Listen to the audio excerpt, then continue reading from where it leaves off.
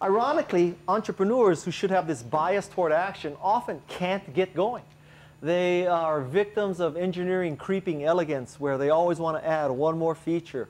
Or they're marketing people and they need that external validation. They want to prove that there's a market. They have to read one more consulting study.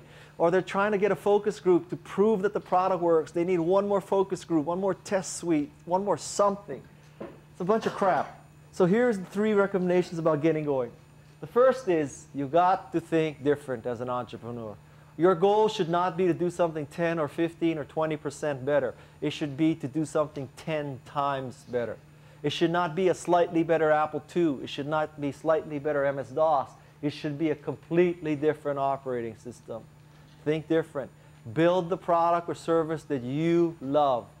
I moderated a panel on Saturday where a venture capitalist from Sequoia was on the panel. And he said that the best source of entrepreneurial talent for Sequoia, the best places and companies to fund, are people under 30 years old who are solving a personal problem. Hence Google, hence Yahoo, hence Cisco. That's the kind of sweet spot for a venture capitalist. Think different. Don't just do the 15th thing. Think different. The second point about getting going is do not be afraid of polarizing people.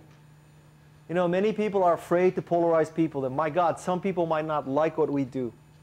And so they try to create this product or service that everybody likes. That is impossible.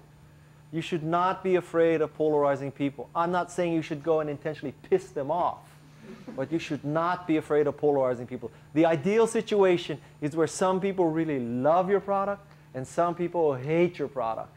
But very few people feel sort of disinterested or neutral towards your product. You know, something like a Toyota Scion XB, you either love that design and you think it's very cool, or you think that's a refrigerator on wheels. But there's nothing in the middle. There's nothing in the middle. Same thing with the Mini Cooper, same thing with the Murano, same thing with the Macintosh, same thing with the Harley Davidson. Either love the product or hate the product, but don't be afraid to polarize people. And the third point is you need to find a few soulmates.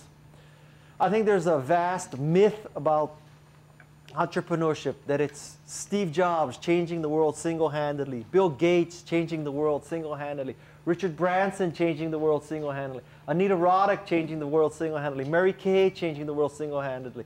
It's not true. It's not true. You need soulmates. You need, I think, ideally 3 people in a founding team. Because when one person falls down, you need the other 2 people to pick you up. And when one person is cold, you need other people to hug you and keep you warm. It's very hard to keep yourself warm. It's very hard to hug yourself, all right? So find the soulmate. For Bill Gates, there was Steve Ballmer. For Steve Jobs, there was Steve Wozniak. Find a few soulmates that balance you off, that keep you warm, that'll pick you up.